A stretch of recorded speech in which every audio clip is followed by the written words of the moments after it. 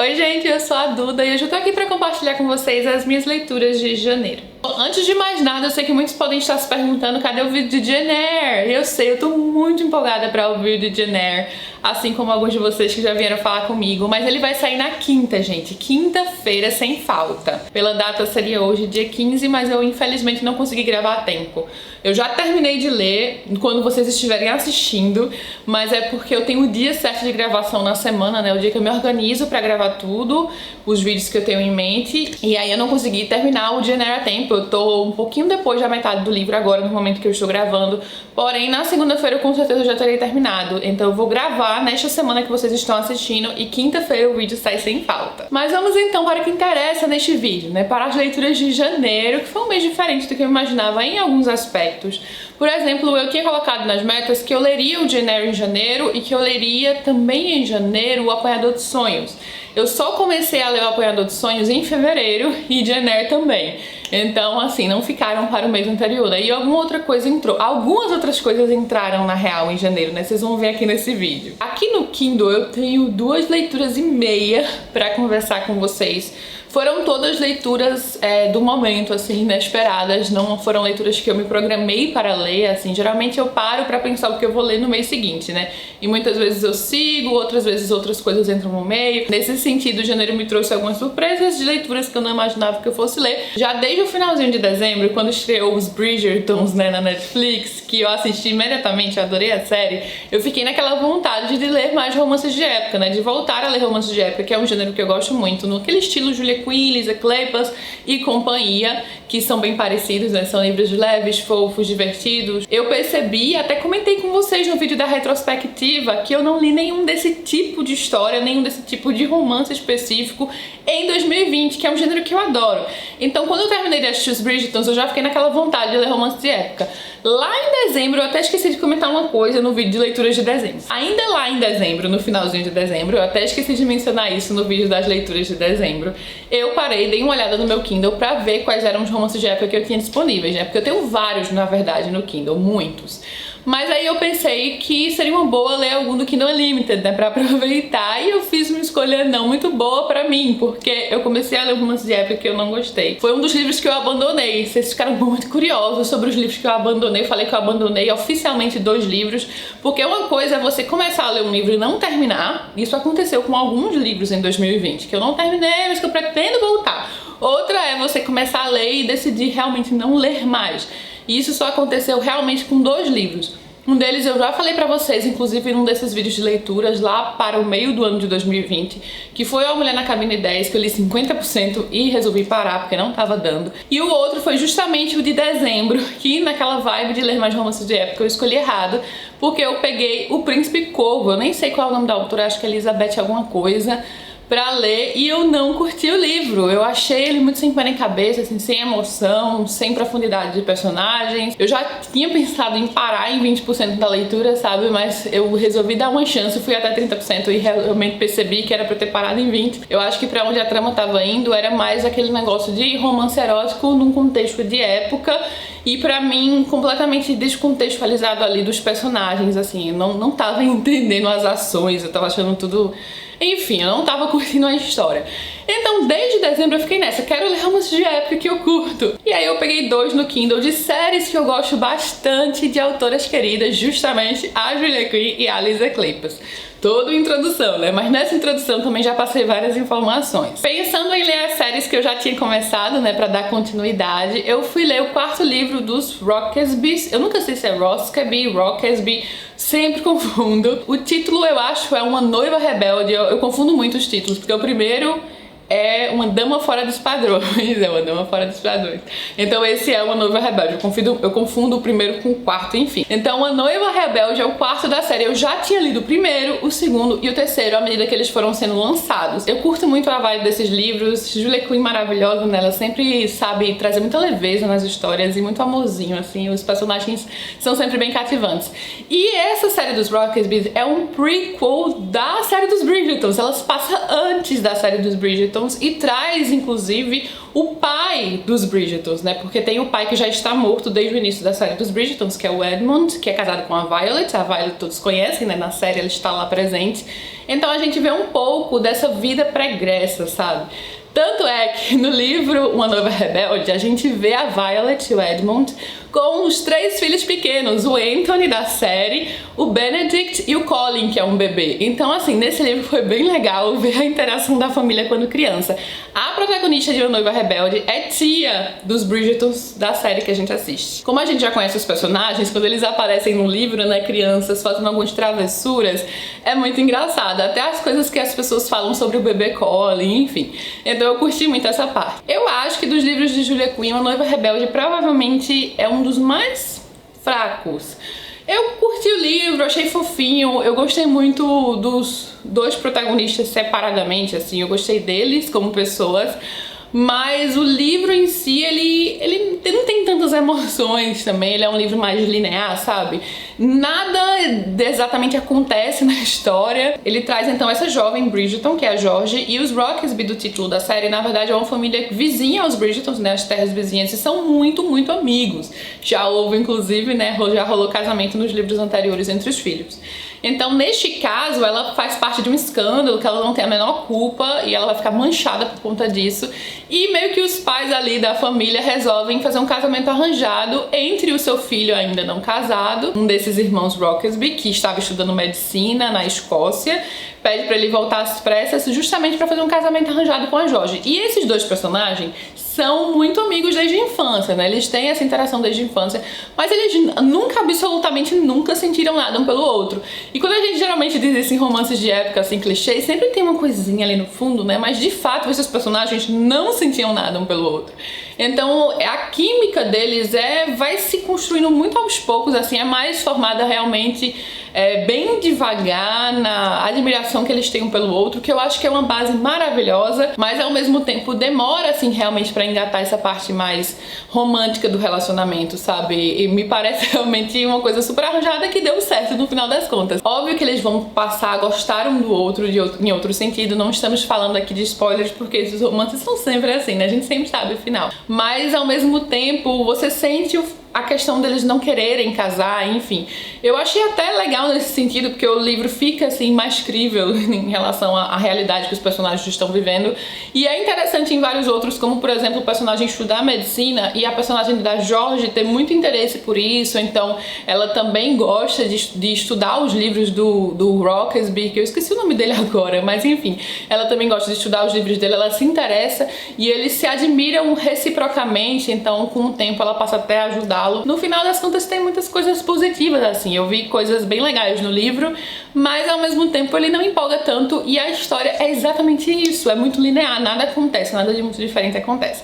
Então eu achei um livro ok, assim, perto dos outros de Julia Quinn, ele de certa forma posso dizer sim, eu acho, aquela enrolação, né? Mas é porque eu tenho que pensar nos outros que eu já li e eu acho que esse seria sim o que eu achei menos, né, legal de todos, provavelmente.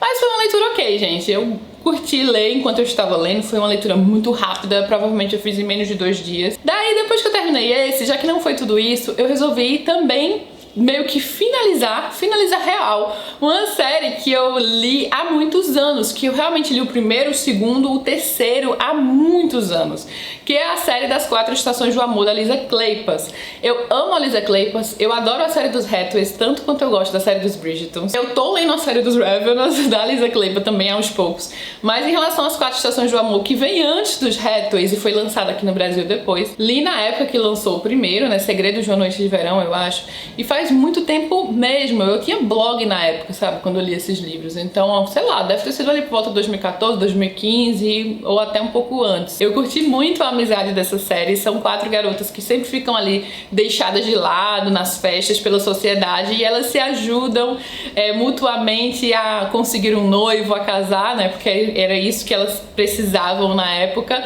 e é muito, muito divertido esses livros. Eu adoro o primeiro, o segundo, o terceiro. Aí eu tinha lido lido o 4.5, que foi lançado meio que depois, um livro extra, e eu nunca tinha lido o quarto. E aí eu pensei, eu tô afim de ler um romance de época, eu vou concluir uma série. Aí eu concluí a série das 4 Estações do Amor com o livro Escândalos na Primavera. É sempre numa estação, né? Afinal de contas, o título da série é As 4 Estações do Amor. E eu nem sei porque eu tinha deixado esse livro de lado na época, porque eu me empolguei muito com os outros quando eles foram lançados, mas o quarto eu acho que eu, sei lá, não dei bola, assim, não achei a sinopse tão instigante.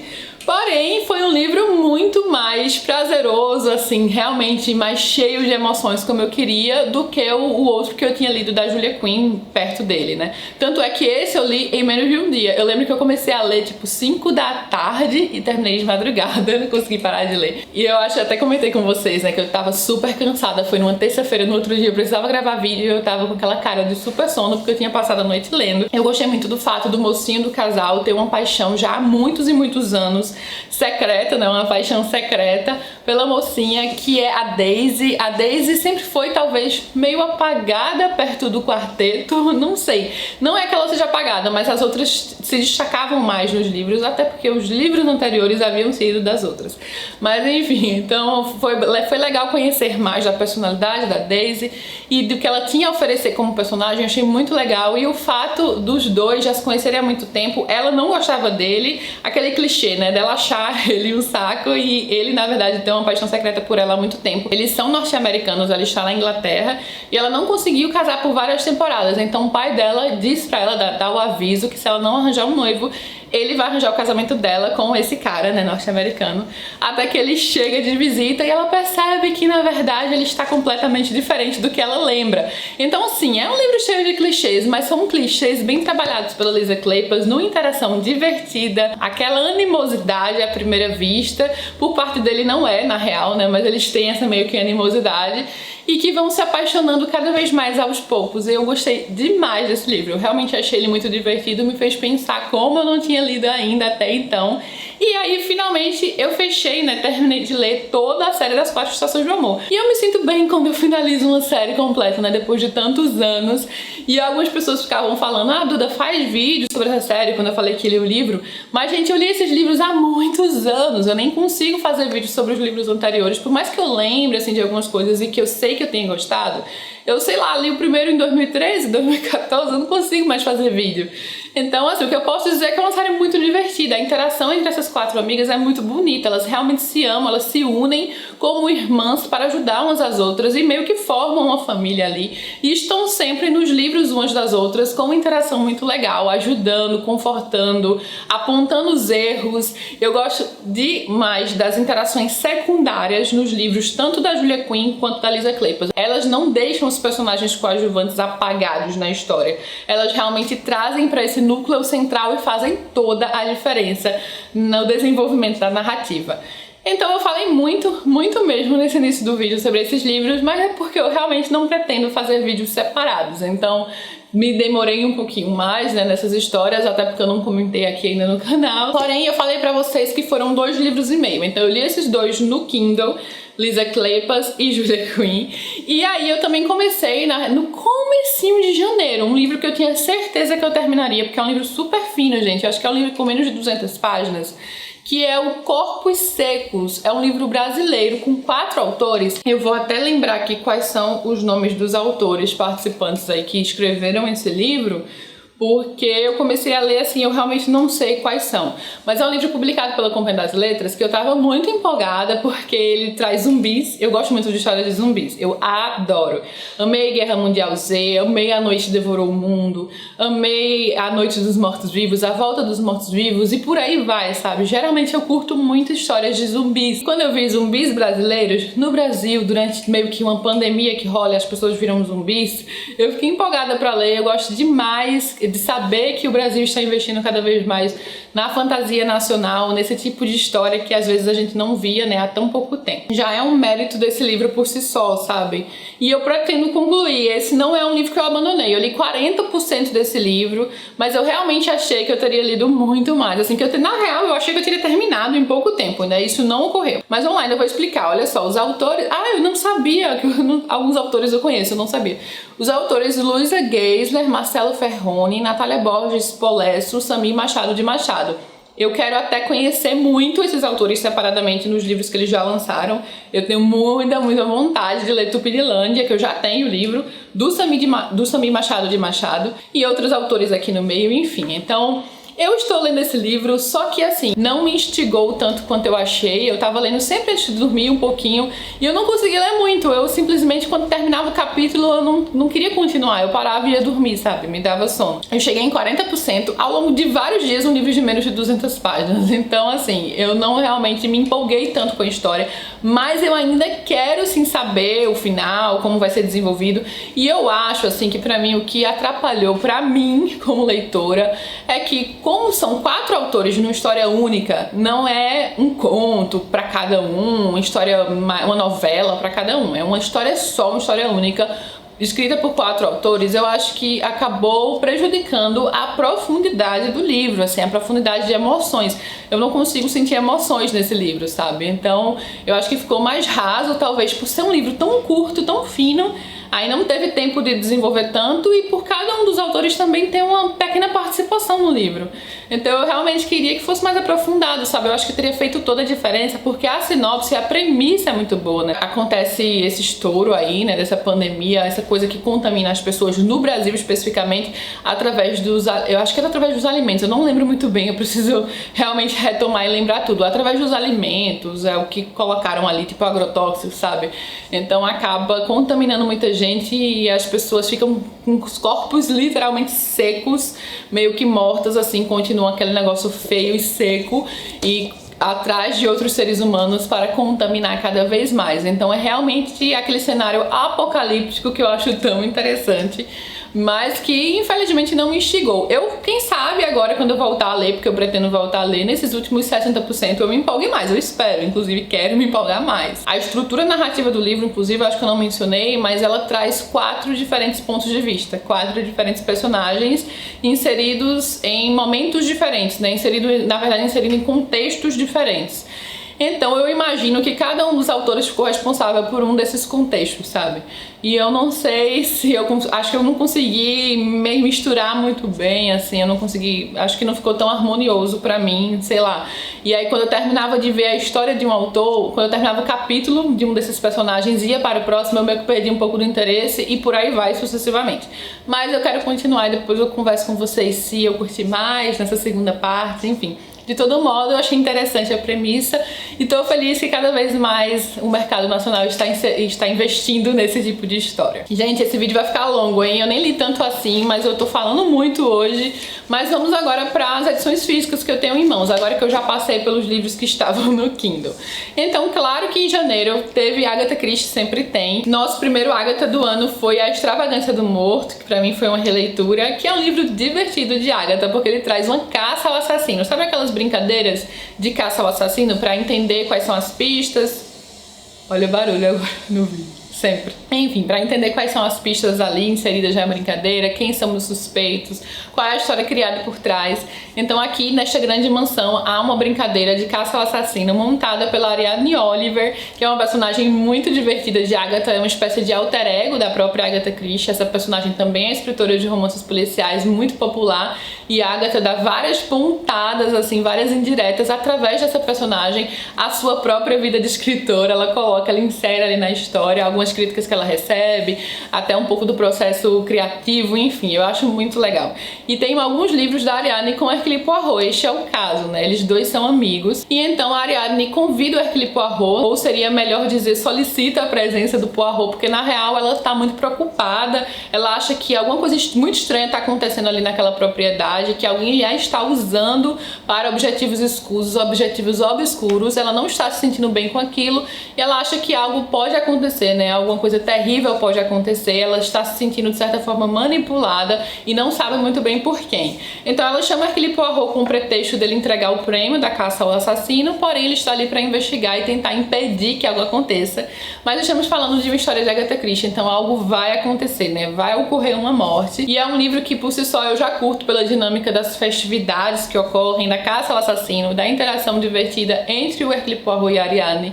Por outro lado, ele também é um livro um pouco mais lento, porque por muito tempo aqui nessa história Hercule Poirot realmente não consegue desvendar o que está acontecendo.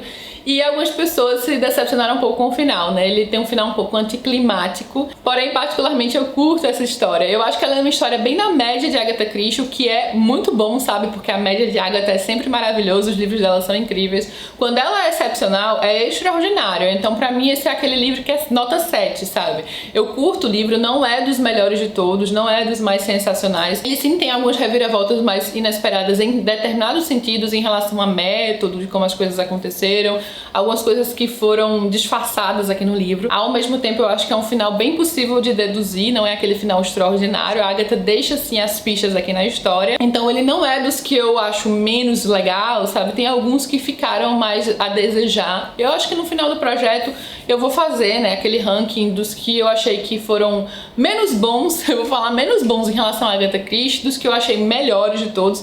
Já tem aqui no canal o meu top 15, 50% do projeto, hein, gente? Quando chego na metade do projeto eu fiz o top 15 favoritos. No final do projeto eu vou dizer pra vocês quais são os meus favoritos de todos e também os que eu acho menos bons, né? Que é uma curiosidade que muita gente tem. Então eu acho que esse aqui realmente fica na média, é um livro divertido, que muita gente curtiu e algumas pessoas não acharam tudo isso, né? Então divide um pouco opiniões. Lembrando que esses agora que eu tô mostrando pra vocês, essas edições físicas, todos eles já tem vídeo no canal. Então quem quiser saber realmente mais aprofundado sobre esses livros, é só clicar nos cards aqui em cima que eu vou deixar os respectivos vídeos, né? Então são 4 livros que eu tenho em mãos, contando com o de Agatha, e vai dar pra deixar tudo nos cards, é só clicar que vai estar tudo lá. E mais um projeto do canal, lido em janeiro, mais um livro do projeto Zafon, Prisioneiro do Céu. Terceiro volume da série do Cemitério dos Livros Esquecidos. O projeto Zafon está quase terminando, só falta então o último livro, que é o Labirinto dos Espíritos, que, como vocês bem sabem, a leitura será feita em março, né? Essa leitura ficou um pouquinho mais pra frente, porque eu atrasei um pouco as leituras dos últimos do projeto Zafon. Pra mim foi uma releitura no projeto, um livro que eu tinha lido quando ele havia sido lançado no Brasil originalmente, que eu acho uma continuação bem direta dos livros anteriores. A gente já leu no projeto A Sombra do Vento e o Jogo do Anjo. E esse aqui, gente, é um livro que eu penso como um livro de transição. Eu falei pra vocês no vídeo sobre ele que ele é um livro muito entranhado na série, sabe? Eu não vejo como você vai aproveitar ao máximo essa leitura como um livro único. Eu não recomendo que você comece a ler a série por esse livro. Eu acho que é necessário pelo menos ter lido A Sombra do Vento, porque ele é uma continuação muito direta, e especialmente se você já tiver lido A Sombra do Vento e o Jogo do Anjo, ele é um livro com muitas revelações. E não é por ser um livro de transição que ele é um livro menos interessante, muito pelo contrário. Eu também falei pra vocês que provavelmente esse aqui é o livro que me trouxe assim mais emoções de toda a série até o momento, porque eu imagino que isso será superado pelo último, claro. Porque ele é um livro que traz muitas revelações, e são revelações feitas no momento certo para despertar uma resposta emocional do leitor muito grande. Então coisas que a gente já viu nos 2 livros anteriores e que vão se revelar aqui de uma forma bem diferente da que a gente imaginava originalmente, sabe? Destino, passado de alguns personagens, como tudo tá entranhado, assim, como tudo tá realmente conectado nessa série do Zafon. Então o Zafon aqui já mostra toda a grandiosidade do que ele imaginou originalmente para essa série, como ainda há muito a ser revelado pela frente. Ele intensifica as intrigas da história, então eu vejo pelo menos os 2 primeiros livros como livros que você pode ter o maior proveito como leitura única, sabe? Se você ler o Jogo do Anjo, por mais que ele tenha várias perguntas sem resposta, você vai ter mais proveito como um livro único. A Sombra do Vento igualmente, mas esse aqui realmente é este livro de transição que vai trazer muitas revelações e ainda intensificar mais respostas que virão, né? Mais dúvidas, intensificar o mistério, intensificar o suspense para o último livro da série. Então ele faz uma ligação incrível entre os 2 primeiros da série com o último livro da série, que nós vamos ler muito em breve. E ele traz aqui muito sobre o passado de um personagem sensacional do Zafon, que é o Fermín Romero de Torres. É aquele personagem maravilhoso e querido por todos os fãs de Zafon, né? Quem não ama o Fermín Romero de Torres. E esse livro aqui vai trazer justamente muito mais sobre esse personagem e também sobre outro personagem do Zafon que pra mim é um grande favorito, que é o Davi Martin. Então quem quiser saber um pouquinho mais sobre esse, eu recomendo que assista o vídeo, porque eu não posso comentar muito sobre esse livro, porque a própria existência dele eu já acho um spoiler da história, algumas coisas da história dos livros anteriores. Então eu prefiro falar o menos possível, sabe? Ele realmente é um livro pra quem já está inserido na série do Cemitério dos Livros Esquecidos, apesar dele se apresentar como um livro que você pode adentrar neste universo. Eu não concordo com isso. Eu acho acho que vai ser muito melhor se ele for lido depois, sabe? Eu não vejo como um livro de introdução ao universo do Cemitério dos Livros Esquecidos. O potencial dessa história será muito maior caso ele seja lido como o segundo ou o terceiro da série, especialmente se ele for lido depois da A Sombra do Vento. Vou soltar aqui um pouco o cabelo, já que agora tá menos quente. O ar-condicionado tá ligado, então ele tá fazendo mais efeito, sabe? Tava bastante calor. Na verdade, Recife é sempre calor. Ultimamente, realmente tá um inferno. Continuando, vamos agora para o primeiro livro que eu li em janeiro. Foi a minha primeira leitura de todas. Quem lembra qual foi, hein? Um livro que já saiu vídeo no canal, O Esplêndido e o Vil. Eu passei boa parte do mês com esse livro, porque ele é um livro não ficcional e eu geralmente leio um pouco mais lentamente livros não ficcionais. Eu vou absorvendo tudo, fazendo marcações, meio que estudando o livro mesmo. E O Esplêndido e o Vil é um livro incrível que eu já marquei como um favorito. Ele realmente vai focar aqui.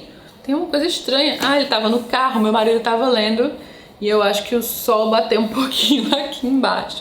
Mas enfim, o aspecto aqui, a textura tava meio estranha, né? Por isso que eu olhei. Mudou um pouco. Aqui temos Segunda Guerra Mundial, mas um período muito específico da Segunda Guerra Mundial, sob um ponto de vista muito específico. O autor fez um trabalho incrível, Erik Larson, né, que é um jornalista que escreve livros de não ficção.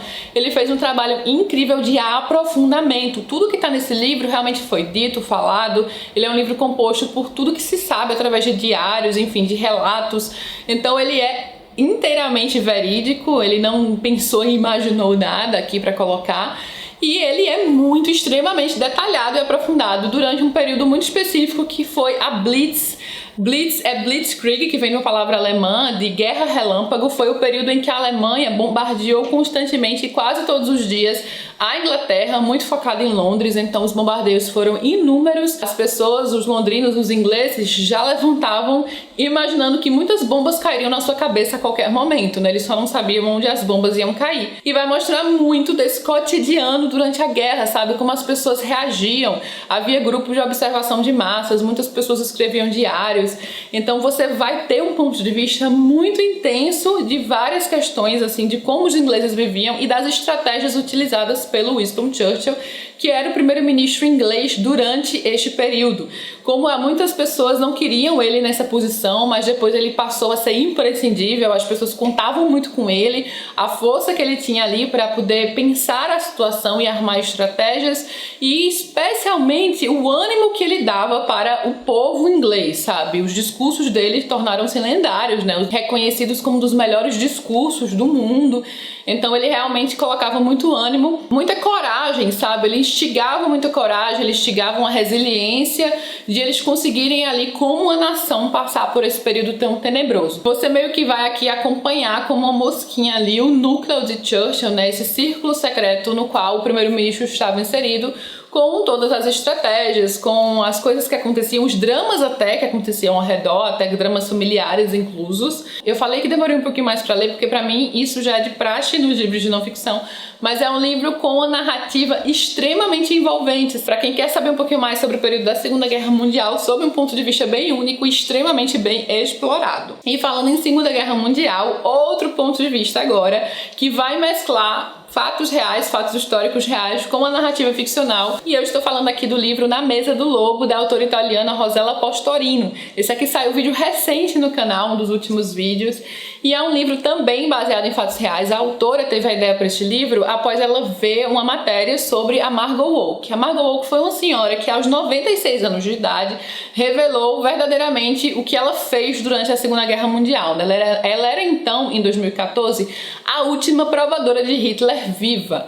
Então ela passou 2 anos e meio ali ao lado de Hitler, ao lado entre aspas, né? Porque ela estava ali muito próximo, junto com outras mulheres que eram convocadas diariamente para correr risco de vida, né? Colocarem suas vidas a serviço do líder nazista e impedir um possível envenenamento, né? Hitler tinha medo que sua comida fosse envenenada, então ele tinha um grupo de provadoras mulheres que todos os dias provavam exatamente o que ele comia. E aqui você vai ver, entre outras coisas, que Hitler era vegetariano. vegetariano. Eu não sabia disso, eu percebi que muita gente já sabia, mas eu não sabia. Essa provadora Margot Wall, que oficialmente na época falou sobre isso, né, que a dieta dele era sempre vegetariana. Mas é o que a autora vai fazer aqui, né, já que ela não usa a personalidade histórica real, ela não usa a Margot Wall aqui nessa história, ela vai usar a história real dessas provadoras para incluir aqui nessa narrativa ficcional sobre a Rosa Sawyer, que é uma dessas provadoras, inserida então nesse contexto ficcional, que a autora tem mais liberdade para tratar de diferentes questões. Então aqui é um livro que vai trazer muito sobre culpa, remorso, sobre resistir em períodos assim tão terríveis, né, em períodos tão difíceis, em que há um sofrimento muito grande compartilhado. Sabemos que várias pessoas, vários alemães não eram a favor do nazismo e muitas vezes se sentiam impotentes ali em meio a todos os horrores. E esse livro é focado num alemão que não exatamente apoia, mas também sente muita culpa e remorso por não ir contra. O pai dela, por exemplo, que já morreu, ele era muito mais veementemente contra, né? Ele falava que a pessoa era responsável pelo regime que tinha, né? Pelo governo que tinha. E aqui era um governo ditatorial e que quem fosse contra era muito provavelmente levado para morrer, né? Era assassinado. Então existiam aqui várias nuances, várias complexidades num período de guerra, né? E a culpa que se carrega muitas vezes em meio a tantas atrocidades. Então é focado em uma dessas mulheres, mas também vai mostrar muito dos dramas das pessoas ao redor, dela própria, até de suas amigas, né, da amizade que vai se formando entre essas provadoras de Hitler, e é bem interessante em vários sentidos. Mais uma vez, um livro que me mostrou um outro lado da Segunda Guerra Mundial que eu desconhecia, né, um outro ponto de vista. E eu falei pra vocês justamente no vídeo que seja através de relatos históricos reais ou ficcionais, vistos pelo ponto de vista de alemães que eram nazistas ou não nazistas, judeus ou pessoas de diferentes nacionalidades inseridas naquele contexto, é sempre muito interessante ter essa visão de um período histórico tão importante que marcou o mundo, né? Até para aprender com os erros cometidos. Então eu tenho muito interesse por períodos históricos, Primeira e Segunda Guerra, enfim, quem sabe depois eu faço um vídeo sobre isso, né? Com várias recomendações de livros, eu já tenho algumas. E chegamos ao final desse vídeo. Nossa, eu realmente falei muito hoje, nem tinha tanta coisa assim, eu acho que tem alguns vídeos que são muito mais breves. Então esses 4 livros aqui e mais as leituras do Kindle, né? Hoje conversei bastante, espero muito que vocês tenham gostado do vídeo, de conhecer um pouquinho mais sobre esses livros aqui. Vamos trocar uma ideia nos comentários, me conta se você já leu algum desses livros, se quer ler, o que você leu também em janeiro, quais foram suas leituras favoritas. Vamos trocar dicas também, lembrando que vai estar tudo aqui embaixo no box de informações, caso você queira adquirir algum desses livros, e que comprando através dos links que eu deixo aqui, vocês ajudam muito o canal. É isso, eu vou ficando por aqui, não deixe de curtir o vídeo aqui embaixo, isso é muito importante também, e também se inscrever no canal. Eu sei que muita gente que assiste não é inscrito, gente, se inscreve aqui embaixo para receber os vídeos em primeira mão. Beijos e até a próxima!